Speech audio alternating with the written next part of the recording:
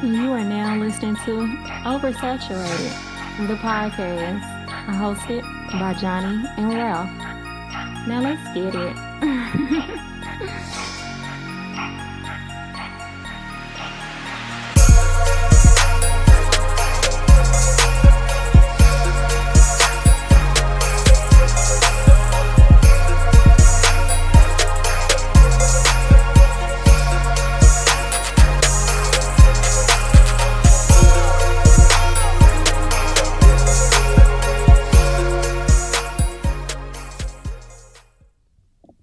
Welcome to another episode of Oversaturated, the podcast, where we discuss music, movies, pop culture, and everything in between. I'm Johnny. And I'm Ralph.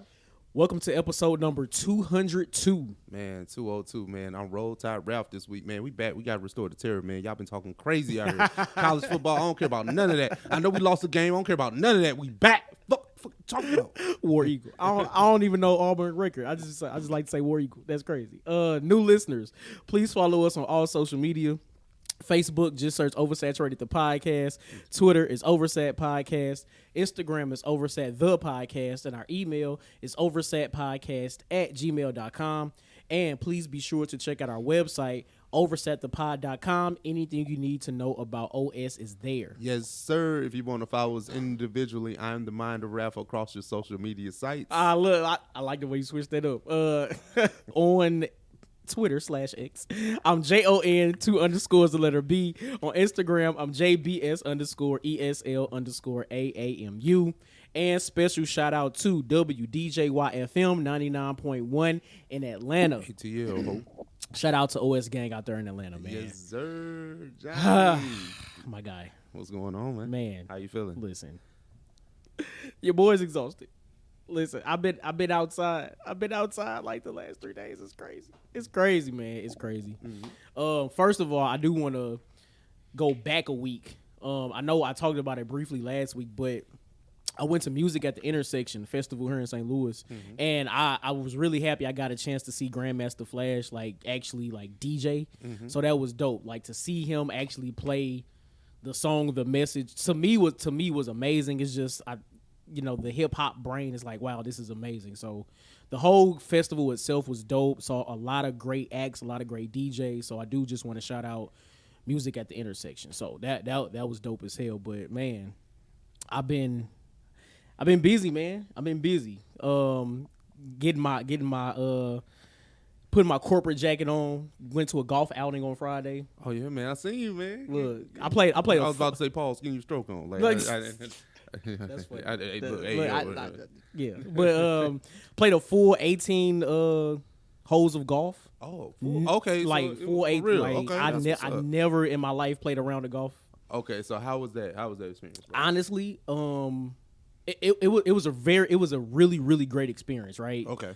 To be able to go out there and network and just talk to people from all different walks of life, different business owners and things like that.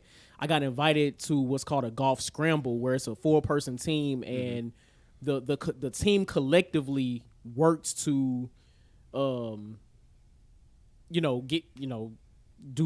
the rounds of golf. So you take the person's best shots in order to complete the round of golf. It's not just one person doing it. So it was really great. I will say that going to Top Golf the last 5 years actually helped me drive the golf ball. So that was great. Never did a real putt in my life. I've been to putt golf, but I never did a real putt on the green. So that was cool. What I will say, as much fun as I had, that's absolutely not something I can do often. Okay.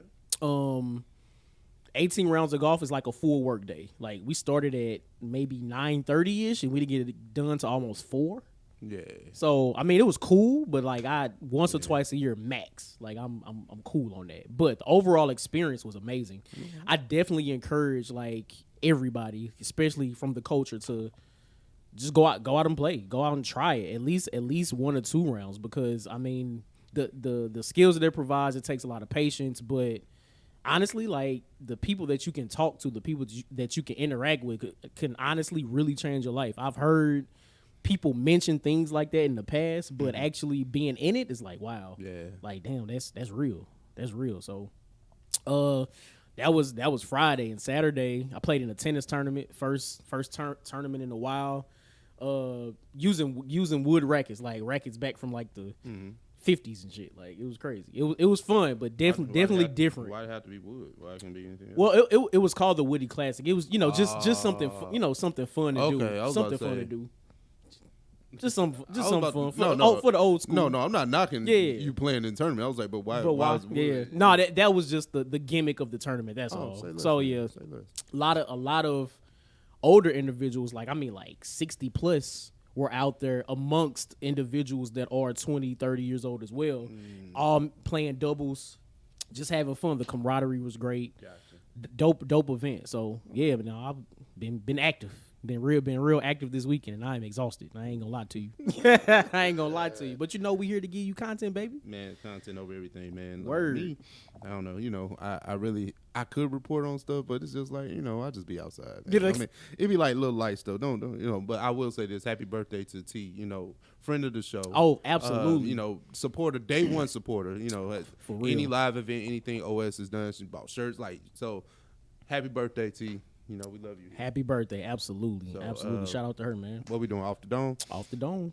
I got one for you. Let's do it. What ifs? What ifs are the greatest, thing. It opens your imagination to so many possibilities, right? The show What If, right? We take scenarios and we just, take a hero and put it in a different scenario because we want to see what will happen in this alternate reality. So Right. I want to know, what is your biggest what if in hip hop? Damn. Something that that could have happened or should have, I ain't gonna say should have, something that could have happened, right? And that can be a beat being over here with somebody else. Like, this beat was made for somebody else, but this person got it. A signee that didn't go through, something. Yeah. That's a great question. The first thing that's really coming to my brain, what if Kanye West never got a chance to put out College Dropout? Like, so we all know the beginning of Kanye's producer journey, making all the house beats for Rockefeller, and him basically funding and putting together College Dropout himself amidst the accident and everything like that. The blood, sweat, and tears, that was like his passion project at the time. Yeah. And we all know how it turned out. We have the Kanye we have today, right? But what if they just kept Kanye in the background as a producer? Or what if the collab album with him and Cameron came out? Because they were going to do that. Also that as well. Because they was like, if Kanye can't rap, we can just throw Cam on every song and say the album, right? That was the thing. That's the thing that Kanye put on the end of College Dropout. So imagine if College Dropout was pretty much a mashup of him and Cameron. That would have been something completely different. Do you think Kanye would still be where he is today musically? Yeah, because we've seen, and I'll use Travis Scott, his understudy, or somebody that he's taken from. Like, it's vice versa. They learn from each other. But long story short, Travis Scott was on Grand Hustle for a long time. He was a producer. And look at Travis Scott now. Yeah. So eventually. Hold on, I'm going to quote Jurassic Park. Life finds a way. So, listen, that's going to always find, that's going to always get out there. That's their canon event. They had to start as producers. Yeah. Exactly. It was going to happen. Life is going to blossom. Yeah, exactly. Yeah. So, that's what's up. Okay. Mine is actually Lil Wayne signed to Rockefeller. It was a skit on the first dedication mixtape where he explained that he was actually being courted by Rockefeller to be signed as a solo artist. Now, at this time, this was like, let's say, 02, 03. Yeah. Well, 04 was probably when dedication came out. But think about Cash Money at the time. Lil Wayne was literally the only act there. The only act. Yeah. The only act that we cared about, right? Right. So if Lil Wayne left, where does that leave Baby? And what if Lil Wayne actually went to a better business situation, right? Because no matter whatever you think about Rockefeller, they didn't do their artists bad. True. That's true. So Lil Wayne wouldn't be going through the financial hardships that he's going through. They probably would have taught him to be a better boss by himself. That would have been somebody else and then imagine the collabs that, the different production, the different marketing, sound. the different marketing that Lil Wayne would have had behind him, right? Would Lil Wayne still have Or would Lil Wayne still have the train of thought to sign a Drake and a Nicki? That's what and that was the next point. Like, what does Young Money look like? Right. Does Young Money even exist? Does he sound a little Chucky? Who knows? Who knows? Nobody knows. That's what I'm saying. Does Drake become the biggest artist? Does Nicki Minaj become the biggest artist if they find Wayne? No, I don't know. Right. We don't know. And if they did, do they even still sound the same? Like, what does their artist development look like? Excuse me. Yeah, that's a great question. So it's just wondering, like, what does Lil Wayne look like under Rockefeller? Right. No, that's what's up. That's dope, man. All right, so from Off the Dome, right? I think a lot of us collectively in the 35-ish age range have the thoughts of when we were younger in school, like, why didn't we really learn a lot of skills to help us in life, right? Like I can't even pronounce that theorem, y equals mx plus b, all that kind of shit, right? We don't use that shit in real life. So I was having this talk with some coworkers last week, and nobody was really able to come up with like life skills learned in school that we were actually able to translate into real life. So I wanted to ask you, is there anything that you can remember that you learned in school that you actually had to use in real life? No. That's funny. The only thing that I could remember actually learning in school that I actually had to use is like how to address an envelope, like how to like put your name, put the recipient's name in the middle and your name in the top left corner and all that kind of stuff. But like that's the only thing. I guess standardized tests and help you fill out applications or something. Right. I don't know, but it's like it's more practical stuff, right? I don't think that anything that we actually learned is applicable to real life. Like the stuff I was stressing over in biology class as a 10th grader didn't really prepare me for it. Absolutely. Like, you know what I'm saying? Like it didn't. You know what I'm saying? Maybe health class. You know, we learned about STDs. Right. The hard way. You know, well, no. Some people learn the harder way. Look. Some people learn the harder way, but they were learning in real time and in class. That's crazy. They just put the pictures on the scan. You're like, yeah, that's like I recognize this looking at. No, that's crazy.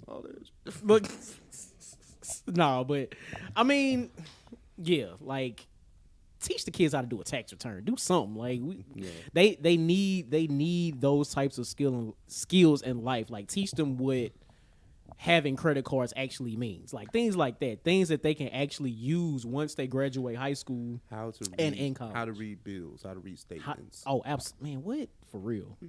Instead of how to read the slope of a line in geometry and shit. It's crazy. Yeah, that's crazy. So yeah, that's but yeah, people, that was off the dome. What is your biggest what if scenario in hip hop? Yep, and then what life skills did you learn at school that actually were helpful in real life? Let us know.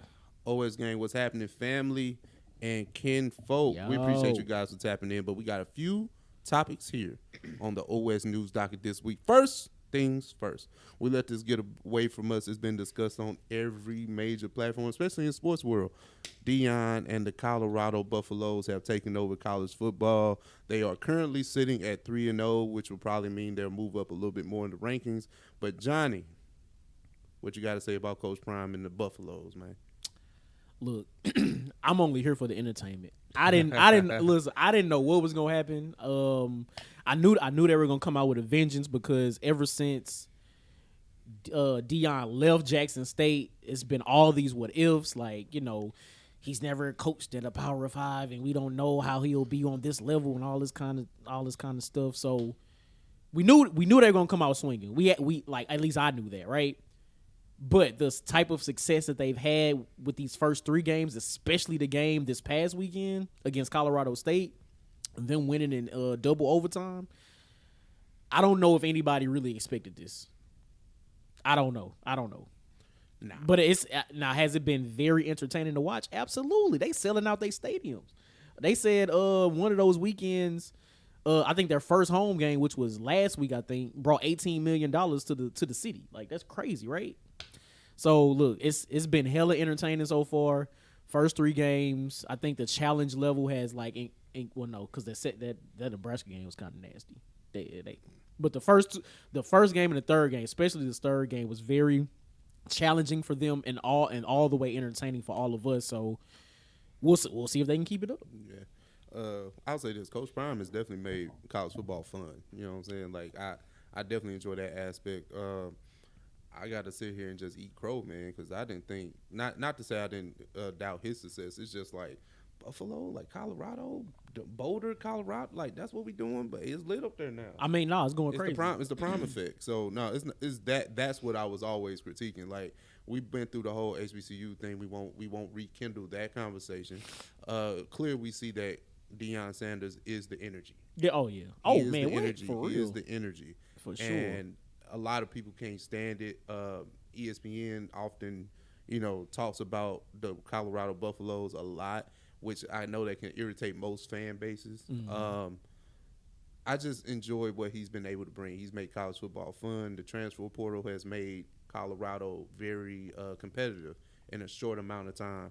The only thing I was worried about was just their synergy as a team. Not to say that they can't be good, but you got a whole bunch of players playing together that haven't played together before. Yeah. How can I expect them to come out here and win anything? Mm-hmm. You know what I'm saying? I'm not saying they can't, be successful, but you're talking about a program that was 1 and whatever last year. 1-11. Now they 3. Now they 3-0. That's the thing. Like they love to put that the last year's stats up against this year's. Last year they were 1-11. Now they're 3-0. They were 1-0, 2-0, 3-0. So they're going to find a way to talk about what they did last year versus this year when this is literally a completely different team. Mm-hmm. Completely different team. Well, you always got to go off last year. I don't care if it's a new coach. I don't care if it's new players. They still got the uni on. Listen, they tried to make that case for TCU when they lost their first game. Listen, they were in the national championship last year, so for them to lose in the was it close game? I think it was close. Yeah, it was close. It was close. Yeah. But they lost. They lost to a whole bunch of people that just started playing together. In the spring. Yep. So I want that to settle in for some people, and then the Colorado State game, which was like he had us watching that into 2 a.m. Like Colorado State, like what I'm saying, like it's an in-state rivalry game, but still, we didn't give a fuck about this last year. This is not any other college rivalry game. Right. Because usually college rivalry games are played on the later in the year. For the in-state game to be this early and be this lit, like it was very entertaining. So, do you think that game would be, I guess, as hyped if Colorado State's coach didn't make those comments before the game? Absolutely not. It would not have been this lit. Like he gave them bulletin board material. Now, granted, they lost in double overtime, so take that with a grain of salt. But you had celebrities on top of celebrities there. They had Lil Wayne walk them out. Yes, The Rock was there. Crazy. Offset was there. Kawhi Leonard. Man, what? Why are all these people in Boulder? But hey, look. I was thinking nobody would go to Boulder. Look at me. I'm not gonna tell you the episode, but just go back and look for it. I was just like Boulder, Colorado. No, and then he went the next week. And now it's lit. Literally the next week. And like you said, now it's lit. Like all these damn celebrities getting interviewed on the sidelines during the game. Yeah. You got Key Glock performing after the win in the locker room. Offset and Key Glock playing ping pong. Is like what? Like Boulder, Colorado. Boulder, Colorado. It's the prime effect. Now let me ask you this ain't even Denver. Before we move on to something else, right?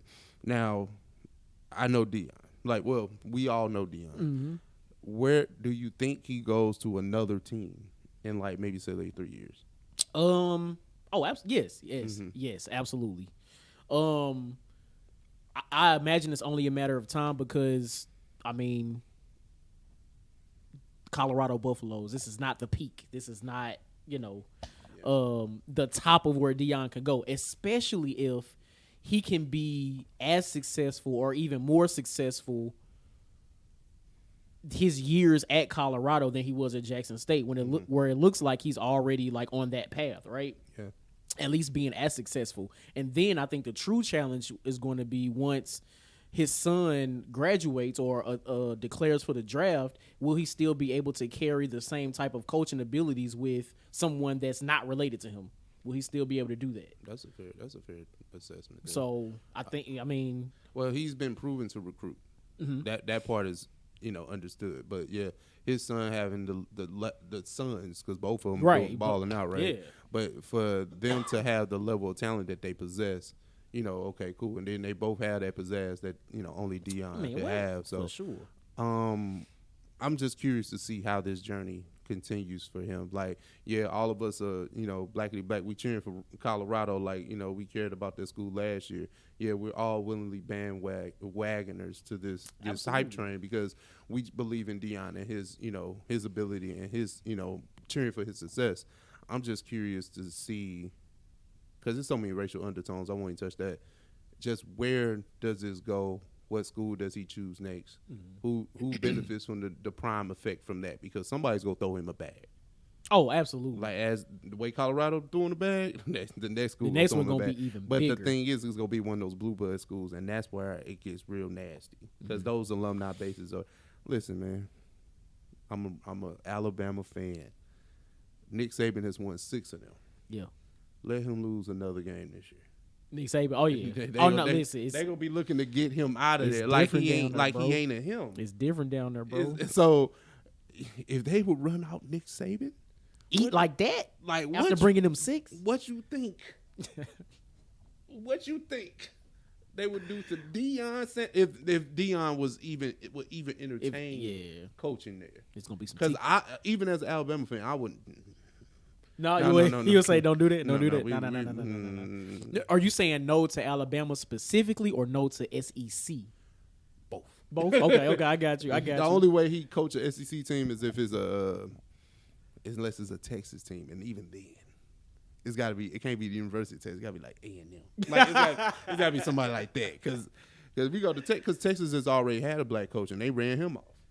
See, I didn't even know that. So it's things like, man, college football is very racist. I'm not. Well, that I know, but I mean, it's gonna be some tiki torches. I know that. Man, what? it's gonna be some shit. But like all racial aside, like in these first 3 games of this new college football season, it's been highly entertaining. Like Ralph said, I think. It's the Deion Sanders effect, and I don't think it's only at Colorado. Of course, that's where where the magic is happening, right? You got all these celebrities week in and week out. Deion is finding more fuel each week for his team to go out and be successful. So I hope no other coach says anything to them because all he gonna do is take it and spin it and do some motivational shit for his team to go out there and go crazy. So it's all entertaining, and I guess we'll see what happens in the coming weeks because what they got USC soon, right? It's not 2 weeks. 2 weeks, and I think that's where the true test is going to be, at least for this for this early part of the season. So we'll see. It's been great so far. It's been great to view and spectate. So we'll see, man. Oh yeah, we'll definitely see. Let's try this on for size, man. New music. A lot of new music came out over the weekend, right? Word. Man, we'll just dive into our favorite projects because there's so many. We just go get to it. I think we go do 3, maybe 4, but 3 for sure. Let's try this on for size. Nas and Hit Boy, Spent the Block. We just talked about Magic 2, less than a month ago? No, not less than a month, but definitely a month ago. Yeah. It's been about a month. Which is crazy, Which is right? crazy. But the 6th album from Nas and Hit Boy in their collaborative series, we got Magic 3 and came out. Johnny, what did you take away from it, bro?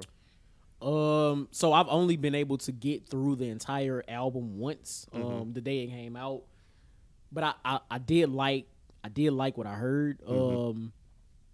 Is this better than Magic 2? Yes. Absolutely. I can't really give a full like deep dive review because I haven't like dug into each of the songs. But what I will say is Lil Wayne went crazy. The one feature, Lil Wayne went absolutely insane. I do like the production on this one better than Magic 2. Yeah. Yeah. So yeah, I mean, definitely enjoyable. I will put it in the mid range of the six albums for now. For now, because like we said, these albums come out and there's only so long you can kind of sit with them before we run to social media and blab about them, right? But this album is solid. Like I think it's better than Magic 2. I think the production is better than Magic 2.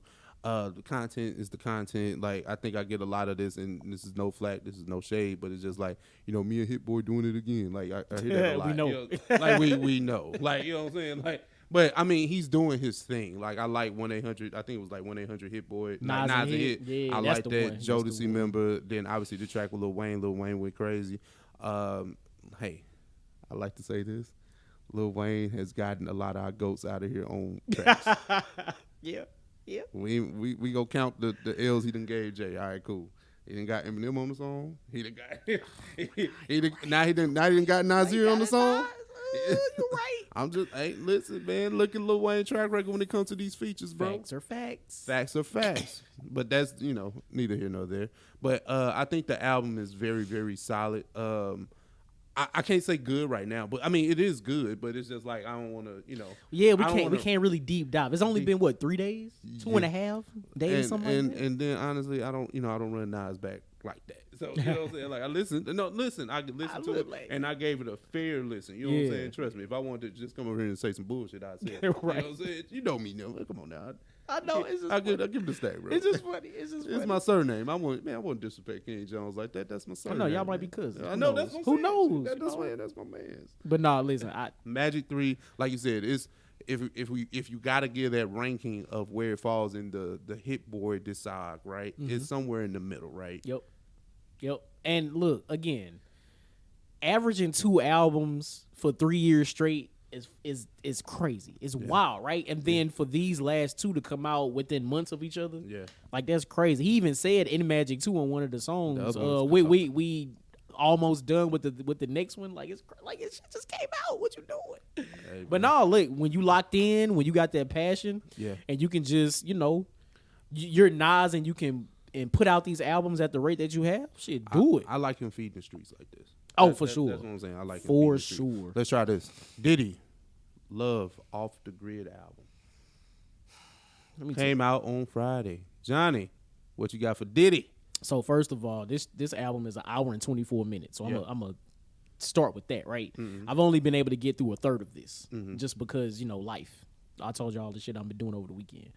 But the first what 7, 8 songs that I heard, absolutely flames, pure flames. I'm talking about not a skip in the first 7, not a skip for me. And they sound amazing. Diddy doing his thing. All the features are amazing. Even the Busta Rhymes, the Don Richards track. Oh my God! But that Swae Lee joint, that Swae Lee joint is the one to me. That's the one. Now again, I haven't gotten to the rest of it just yet, but from what I heard so far, it's great. It's amazing. No, I listened to the whole joint.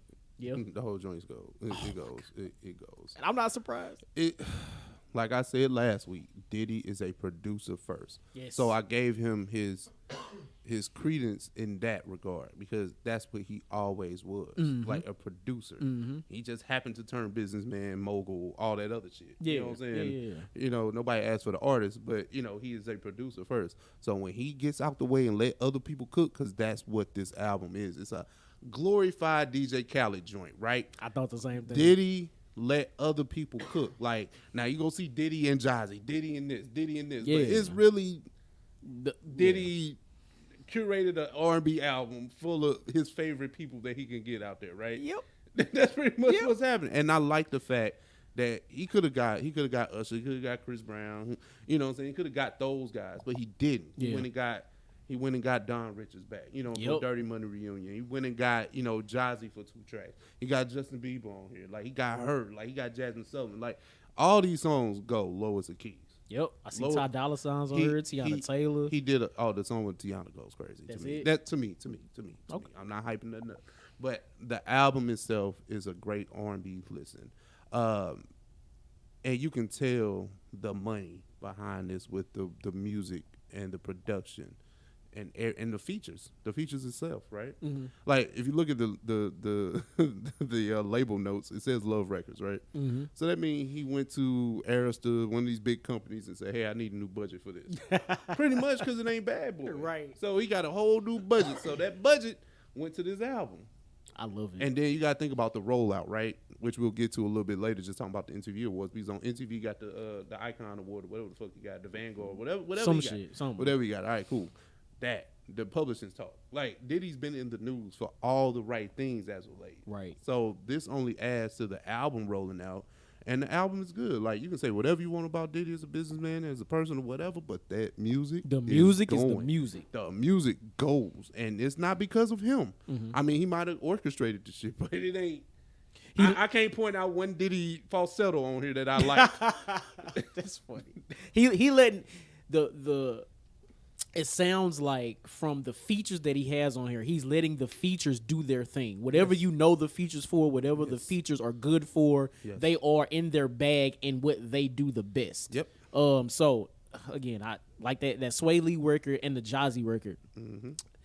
I only just got hip to Jazzy, I think this year, if I'm not mistaken. But Jazzy is an amazing artist. So what I know her from this year, she's doing that very well on this album. Everything we know Swae Lee for the past 10 years ish, he doing that very well on this album. And again, I haven't gotten to the rest, but I can almost guarantee, as Ralph has already said, everybody that does what they do they're doing it well on this album because Diddy is able to produce these individuals. So no, it's lit, man. Yeah, man. It's lit.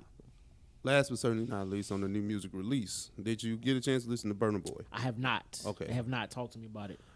Burna Boy, I like this album. And I don't know if he was going for it kind of felt like he was reaching for us. Like, you know what I'm saying, if that makes sense. Like Americans? Like Americans. Okay. Like a mainstream album. And I was going to ask, so I know Burna Boy, the whole Afrobeats thing, but I was going to ask, does it sound Americanized? A little. Yeah. Like, listen to the features. Jizza, 21 Savage on Sitting on Top of the World. Okay. You got Dave, and I think Dave is a fellow Afrobeats artist from what the boy I could tell with the song. RZA and J. Cole. Okay. So he got Cole on there? Yeah. Okay. So the first one you said was Jizza? Yeah. Okay. From Wu-Tang? Yeah. Oh, got you. Jizza and RZA. Okay. So no, but I like Burna Boy, man. So I was fucking with Burna. I'm not gonna say like deep Burna Boy fan, but some songs came across and I was like, oh, I like this. Yeah, you know what I'm saying? And I might listen to an album. I was like, oh, I like this too. But what this album feels like to me. Yeah. And there's nothing wrong with that. But you can tell with Sitting on Top of the World with that sample, what you were going for. Right. Now, so Sitting on Top of the World, that was a single, right? Yes. So with that being a single, does that fit into, or did it help prepare you for what the album sounds like? Because honestly, even though it's a flip, it still sounds like a Burna Boy song. Okay, got you. I was just wondering because I know a lot of the singles that have come out in the last few years,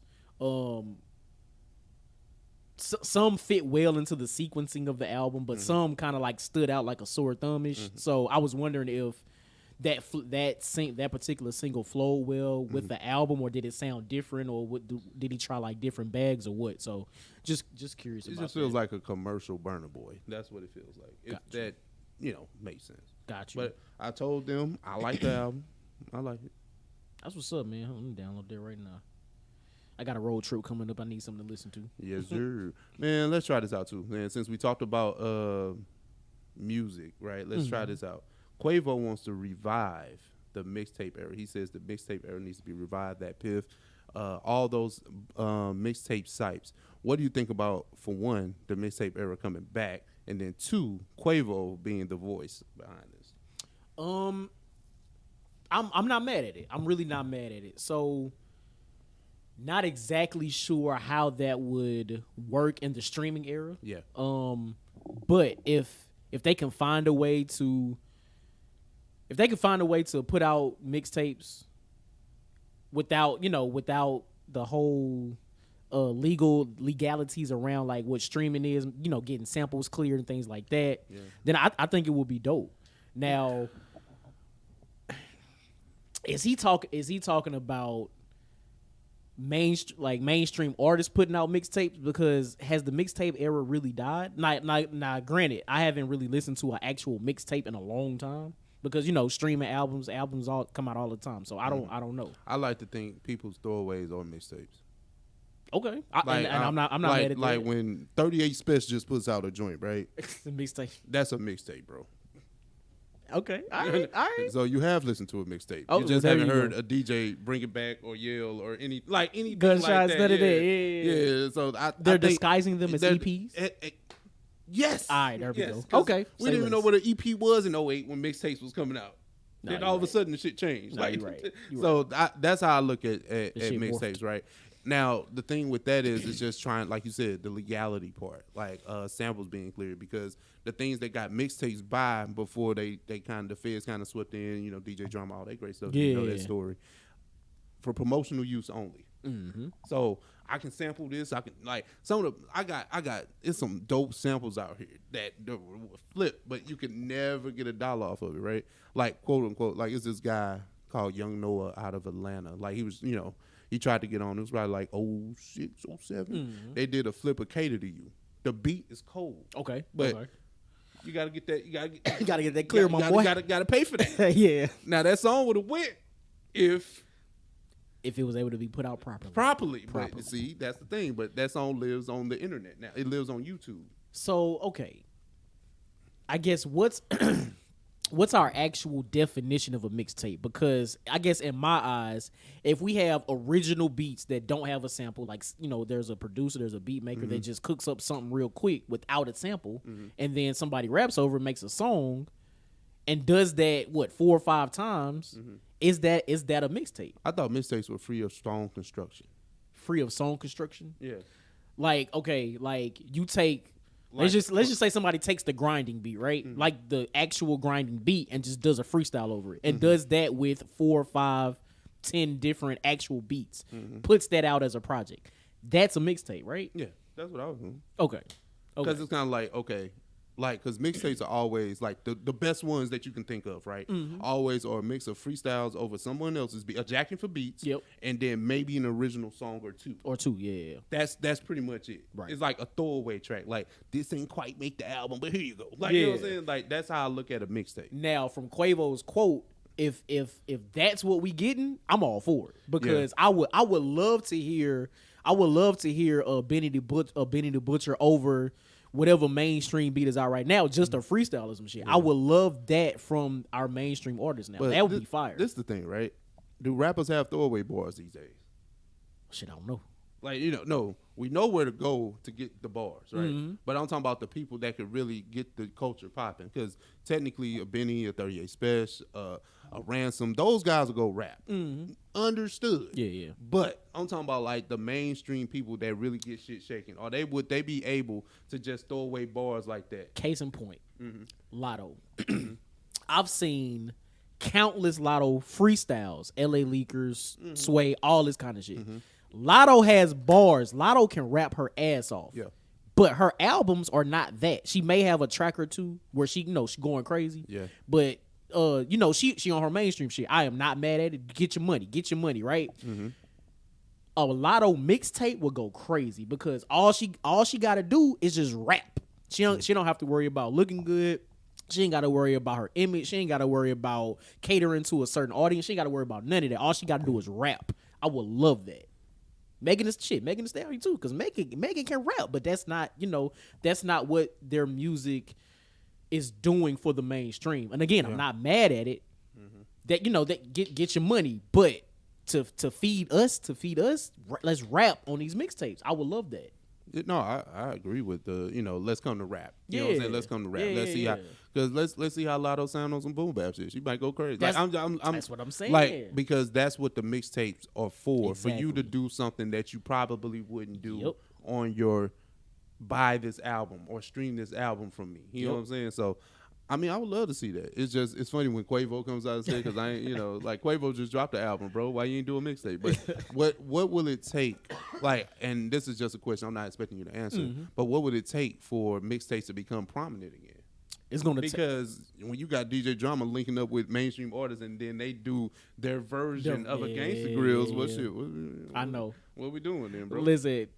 him and Tyler won that Grammy. It's been crazy. Oh no, it's up now. It's up. What? And then listen, y'all already shut me down for the first time. I'm not doing this again. Like, hey, the feds is watching, baby. That's facts. It's gonna take a top mainstream rap artist to put out a mixtape how we just classified it. It's going to take one or two of them to actually do it in order for it to really because like let's say if this was in the streaming era, you would look at Magic from Maz that we just talked about as mixtapes. Exactly. Like King's Diseases would be albums, but the Magic series would be mixtapes. I love that. Exactly. Because Magic felt free of songs, like song construction. Like Magic doesn't sound like King Disease. King Disease, even though you didn't hear that shit on the radio, you would probably hear something from that on the radio. Exactly. And the fact that the Magic albums and the King's Disease albums came out concurrently at the same time. Exactly. You can definitely classify the Magic albums as mixtapes. You put out the albums and you put out the mixtapes at the same time. Yeah. No, facts. That's what it's gonna take. That's what it's gonna take. Now, is that gonna happen? Probably not. Yeah, that's another. That's another what if, because the way the music business is set up is not for them to give away free bars anymore. Not anymore. Absolutely not. Nah.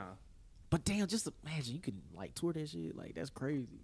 Hey, look. I would love it. That's not how the game works, man. Let's try this on for size. We talked about this last week. I was wrong again. NSYNC came out and reunited on the VMA stage, which was on Tuesday, I believe. Yeah. That's kind of crazy. But you know, the reason I said I was wrong about this because I just didn't see them doing a reunion when Justin is poised to do a solo album. Yeah, that was my point. Could be part of the rollout. I don't know. I don't know, but you know, they reunited to do a song for the new Trolls movie. Yep. So Johnny, what do you think about, I guess, part of your childhood being unlocked with an NSYNC reuniting? It was cool. Like did nothing happen? Like it's like if something happened, then it would be dope. But they were together in the same place at the same time, so they got a few TikToks off. I done seen the reels and shit on Instagram. Yeah. Like, cool. I mean, of course, you got to do that because that's the world we're in now, right? Yeah. But all they did was present an award. Like, they ain't do shit. Yeah. Like, it's cool. Like, it's dope that y'all all together. Y'all look like y'all aged somewhat decent. Like, Yeah. So okay, two things, right? Did you hear the song is not out yet, but did you hear the song? I heard the snippet. Yeah, I heard it. It sound good. It's for a Trolls movie. Like, that's what I was about to say. It sounds like we ain't get no choreography. We ain't get none of that. You know what it sounds like? It sounds like when Justin did "Can't Fight the Feeling." Yeah, no, that's exactly what it sounds like. Exactly what it sounds. I'm like, that's dope. I like, guess cool. that's what's up. Yeah. We are not. It ain't no let it go. Right, we are not getting gone and girlfriend. We're not getting that. We're not getting the black NSYNC. You know what I'm saying? That's what y'all niggas like. You know what I'm saying? Y'all want that shit. You know, we not getting that. Them niggas is gone. Them niggas is done. Cooked, son. Out of here. Cooked. I'm not saying it in a bad way, but just that is gone. If y'all think Justin Timberlake is coming back from out of the woods to a black NSYNC, it's not gonna happen. No, he coming. If anybody's gonna do the blacking, it's gonna be him first. Like if anybody doing it, it's gonna be me. Man, look. Clearly, this was a rollout for the Troll song. Yeah. But it doesn't seem as if anything additional was gonna happen. But this is the thing, right? One of the biggest boy bands of all time. Yeah. Them niggas sold 2 million. Yeah, a week. We not gonna play them. We not gonna overlook that. 2 million a week. All right, cool. One of the biggest boy bands of all time reuniting for one song sounds crazy. Like it just sounds crazy, right? I mean, when clearly it's money out here. Oh, absolutely. They saying, didn't see what the Backstreet Boys did last couple years on tour and shit. Listen, on a lesser scale, you see what B2K did. Like they like, I'm just saying, B2K went out here and sold out tours, arenas. You know what I'm saying? They did, even amongst them, like the beef amongst themselves, still outside. That's it. So NSYNC could definitely do arena. That's fucking crazy. No, no, they can't. They absolutely can, but are they? Would you? Okay. Two things, right? Because I think we talked about this before, like with Destiny Child. Would you want an album or a tour or? I want a tour. I don't want 2023 new NSYNC music. I don't. I'm cool. You know what's so crazy? Nah, tour? Absolutely. You know what's so crazy? One of them niggas was 30 back then, so it's like, when you was 30 in your heyday, bro. Hey, you. For real. I know, but it's like, I'm cool. I definitely don't want no new music. I don't want introspective NSYNC. I'm cool. I'm cool. Introspective. I'm cool. And that's the title of the episode. Nah, introspective NSYNC is crazy. But I absolutely want a tour. I'm finna be in the stands, by all the choreography. Hell yeah. Oh, I need that. Okay, let me ask you this one more thing, and then we can get to the last blur. What's up? Blur topic, right? So the VMAs came and went. No host, it was a host, Nicki Minaj, respectfully, yeah. right? But just with the lackluster in awards, right? There are glorified performances. For sure. Everybody gets their performance, but do you think it just seems like people don't really care about the awards? I'm talking about the artists themselves. I think it depends on it depends on what award show it is. Yeah. I think clearly the last, I would say 7 to 8 years, the celebrities really haven't cared about the BET Awards.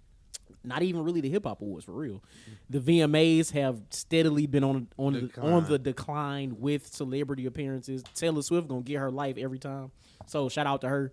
But I mean, they tried to draw people in with Nicki hosting. Yeah. Did it work? I have no idea. It was on a Tuesday. Like that's not to cut you off, and it was on a Tuesday. So I just. It depends. It really depends on the awards. I think the only two that hold the true weight. I mean, well, the three, right? The big three: Emmys, Oscars. I mean, and Grammys. Yeah, that's it. Oh, yeah, that's it. Like they're the only ones that hold any prestige because they control your money. That's the only reason. True. Like, they control your money and your prestige in this industry. But when it comes to VMAs, they don't hit the same no more. And they don't. BET Awards don't hit the same no more. Hip Hop Awards, AMAs. Billboard music. It's like it's kind of like if the A-listers don't give a fuck about them, you know what I'm saying? Like, respectfully, once you kind of get your name and your weight up, I ain't gotta come no more. The VMAs, BET Awards, like all of these award shows seem to have become a novelty, and it seems like all of the current and up and coming stars are the ones. You said it. You did it. Stars, quote unquote, because these niggas ain't stars like that. They not to us. But that's also a sign of the times, right? The landscape of, I guess, who these award shows are trying to cater to, right? Because it's influencers, it's, no disrespect, Sexy Red, Sukiyana, like these are the individuals that are being showcased at these award shows. Cool. It's not for me. Now, you may get one or two dope performances. I saw Doja Cat's performance. Her performance was fire. In spite of whatever you think, the demon, all that shit, it don't matter. That's a fire artist, and she's a dope performer. You gonna get your one or two, but overall, that shit ain't for us. It's not. Is that okay? I don't know, but it ain't for us. I know it's crazy. I was just saying. It's crazy. I was just saying. People aren't stars like that. You know what I'm saying? We pick up and propel who we want to, but like I said, all this music that we getting, they ain't sticking. It don't matter. It's not. And I also think that having access to these people does play a part in it. Like, it really it's no mystique. It's not, because we used to wait for the red carpet at these award shows to see, hey, who come in, what they wearing, all that kind of stuff. We see these people every day. They always out doing stuff. Like, we see it on social media every day. So what's the difference between seeing a 1 minute clip on Instagram and seeing them at the award show for 3 hours? Like, I don't want to see you for 3 hours. I'm gonna see you 3 times tomorrow, 1 minute apiece. Now I gotta look at you for 3. I'm cool. That's not what life is like now. That's crazy. Yeah, and if the bigger you are, the more you can send out these award shows. They actually need you more than you need them. Yep. So you gotta damn near promise me an award before I come out the house. Which is why they had Nicki hosting, because I think she got hella awards.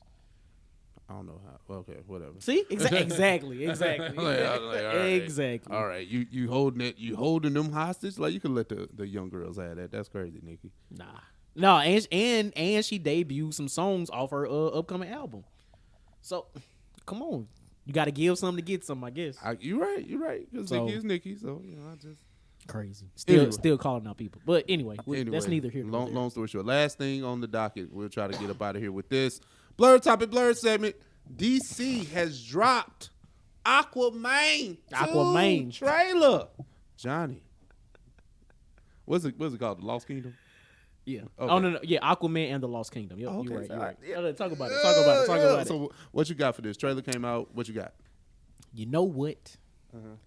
I'm over these fire ass trailers. I'm over it because the last how many ever comic book movies outside of Across the Spider-Verse, the trailers have been super fire. What's up? No. I was like, I don't even remember a trailer for Across the Spider-Verse, and that, you know what I'm saying, being like mind blowing. And I'm not saying it wasn't, you know what I'm saying, I just don't remember it. But the movie, I guess, lived to exceeded that's all something else. So, yeah. But I'm sorry. Well, we'll stick to the live action ones, right? So right. Exactly. All the live action trailers for the last, let's just say 10 10 comic book movies, right, have been absolutely fire. Wakanda Forever had y'all out here weeping and shit. Like all this, It really, all the trailers. trailers. I ain't gonna lie, I ran it back a few times. That's what I'm saying. That's what I'm saying. Like they've mastered the art. Both DC and Marvel have mastered the art of the trailer, right? Yeah. Cool. No exception with this new Aquaman movie. This trailer look like phenomenal. Black Manta, he back with a vengeance. All I'm doing, I'm killing him and everything he loves. I love it. I love it. That don't mean this shit gonna be good. I don't know. We don't know. We don't know what he has. We don't know.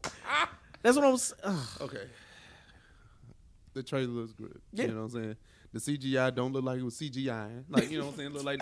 Look like people was really underwater. Yeah, like, you know what I'm saying? yeah. Look like Talking and swimming and shit. It look like we out here, right? Yeah. You know what I'm saying? You get a little bit more of Aquaman's backstory with his, with his pops and stuff. I'm like, okay, he cool. got a kid. Like Aquaman got a kid and shit. Like How that happen? Baby Aquaman. I was like, all right, cool, that's what's up. Aqualag, yeah. Aqua baby, right? Yeah. But see, this is the thing, right? Now, this is where, it shows the laziness in writing when it comes to DC and Marvel, right? Because I was just like, so this is like the inverse of Black Panther. Like, you know what I'm saying? Because I'm like, that's the same thing we said the first one. So I'm like, no. Because, like, remember, we was just like, this ain't nothing but Black Panther underwater. Water Panther. No, I guess because the black guy is the villain. And the more, like, you know what I'm saying? Like, I was like, oh, that's crazy. Hey, yo. That's crazy. No, that's funny. That's funny as hell. I was like, oh, the black guy's the villain. Just like in Wakanda Forever, Namor was the villain. Oh. But they did the same shit that Aquaman won. I know. The same plot. And then it's the same villain for the first one. Like, they didn't kill him, so he's back. He back. But I mean, all in all, it looks good. It does look good. Now, let me ask you this: do you like? I don't know if this is really a question or not, but the movie comes out in December. Mm-hmm. This is the first trailer for this movie, and it's what 3-ish months away. Yeah. Like, why? Why hasn't there been more promotion, more trailer? Well, okay, never mind. Listen, I'll let you. I tried. I know, right? I tried. And listen, fucking right straight. I know, writer and actor strike. It's just but like, okay, but would that affect the trailer though? Like, I understand, like they, no press runs or I think actor interviews and stuff like that. But the trailer though, like, I mean, the trailer is the trailer. But honestly, bro. Aquaman made $1 billion. Yeah, cool. Cool. And it was actually a good movie. It wasn't bad. Cool. And listen, this is not me talking about the product. I'm just talking about the market. Yeah. The market itself. I don't think it will allow that to get $1 billion. Now, Barbie snuck by. Barbie was in the mix of everything. Like, Barbie had probably the best marketing campaign in the last 20 years. Exactly. Like, we gonna leave it there for real. Exactly. And it paid off. And wasn't that the first live action Barbie film? Yes. Okay. Yeah. So you got that. You got the actors to line up. The marketing campaign is there. Boom. Right. Yeah. But that's it. That's where that shit stops. Like, cause Oppenheimer made money. Don't get me wrong, but they pulled them people off their press run. They did, and I think I'm not sure if he made a bill, but he made a lot of money. I think Oppenheimer had. They were helped by Barbie's marketing campaign because they dropped the same day. The movies dropped the same day, and like sharing IMAX screens and all that. So they had help with their promotion. Yeah. But had they not had that, then would have been different. It would have been different. My boy. But anything else after that, they've been feeling the heat, and maybe by December things will be up and running. But the thing is, you have lost months of promotion. Months of hyping the film. Crazy. All you got are the people that really just love comic book films probably going to see this. Yeah. And that hurts your bottom line because, the comic book people are going to support you. But when you don't get the casuals and the people that just love films or, Jason Momoa fans or, whoever else is in the film as a lover of film to go see it, that's not going to, I think that's what's going to happen. Now, what I will say is like, I'll use Blue Beetle as an example. Yeah. We didn't get many trailers for Blue Beetle, and they came close to the movie's release date, right? Yeah. So same thing with Aquaman. Now, Aquaman has a leading man that people know, people love, people will go out to see. A character it may not be Superman, but he's beloved, though. It's not new. Oh, yeah. That's the other part. Right. And it's played by a person an actor that people know and love. People will go pay money to see, right? Facts. So we'll see what this movie does in theaters based off of that, because that's all we have to go off of now. And I really do want to compare that to what Blue Beetle did, because Blue Beetle was entirely new property, entirely new lead character, the actor that played him, lead actor. I think because most hero origins are repetitive across the board. So this is not, me picking on Blue Beetle, but I think because we just seen like Across the Spider-Verse or something like that, like you seen like a leading character that was, of, I don't know I'm gonna say Hispanic, right? Yeah, Hispanic descent. Mm-hmm. Like it's like we just got that. Yeah, yeah. So I'm not sure if that plays into it, but I think marketing would have helped. That film, absolutely. absolutely. Where we know Spider-Man go sell to an extent, we know Aquaman gon' sell. Yeah, you know what I'm saying. I'm not gonna say it's gonna do a Billy, but I think that brand is strong enough to sell. A new character needs everything you got behind him. Black Adam, I feel like finished with 400 million ish. Mm-hmm. Do you think it beats that? Yeah. Okay. Yeah. Okay. Yeah, I think so.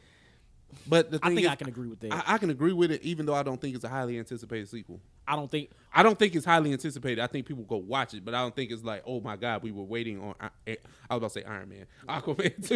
You know what I'm saying? Am I wrong for that? You know what I'm saying? No, okay. You're not wrong. And if it came out when it was supposed to, like a year or two ago, then yes, we would be having a different. Because you haven't getting pushbacks, and then, like I always say, I stand on this. When we know the business, that messes up the fantasy of the film itself, right? Word. We know he don't want to play Aquaman no more. We know y'all doing a reboot. It's like it's stuff like that. So we know we not even getting this film. Like we not getting Aquaman 3. And I heard that like Ben Affleck's Batman was supposed to make an appearance, but they cut his part out because they didn't want people to think that we would get more Ben Affleck. Like, that's crazy. And the only reason they kept him in the Flash was because we knew they was getting Aquaman. All right, cool. See, stuff like that. Bullshit. When we know that messes up the product. But you know what? Me and Johnny can stay here talking about comic book stuff all day long. But we appreciate you guys for rocking. We at the end of the docket. Johnny, what you got? Hey, yo, if you're on YouTube, we appreciate you for rocking with us this long.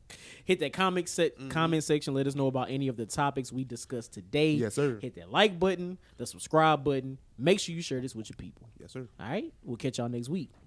Now, you are now listening to Oversaturated, the podcast, hosted by Johnnie and Ralph. Now let's get it.